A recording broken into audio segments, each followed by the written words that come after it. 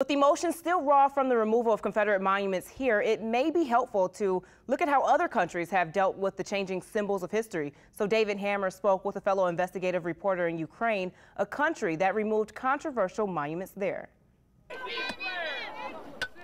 From the joyous destruction of the Berlin Wall in 1989 to the U.S. Marines toppling a massive Saddam Hussein statue when they took Baghdad in 2003. Historic symbols of oppression often come down when regimes change. But in the American South, it's been a much longer, more painful process.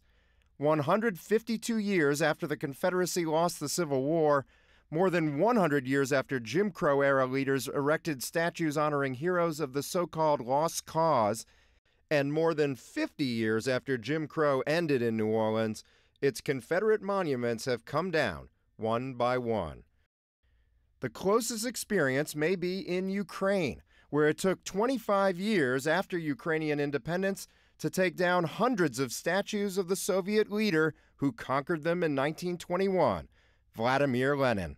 And during the last 2 years, more than 1,300 of Lenin monuments were just fallen down and removed throughout the Ukraine.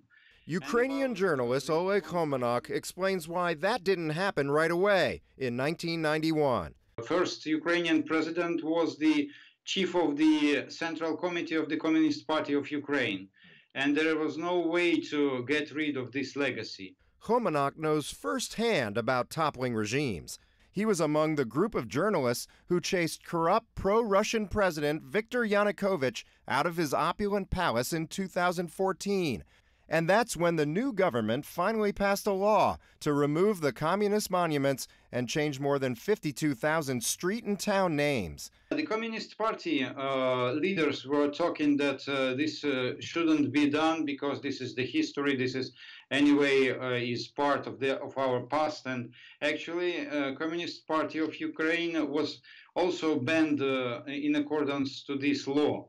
This website, reigninglenins.silk.co, tracks what's called the Lenin Fall movement in Ukraine and keeps photos of all the Lenin statues around the world, even ones in Seattle and New York's East Village and at casinos in Las Vegas and Atlantic City.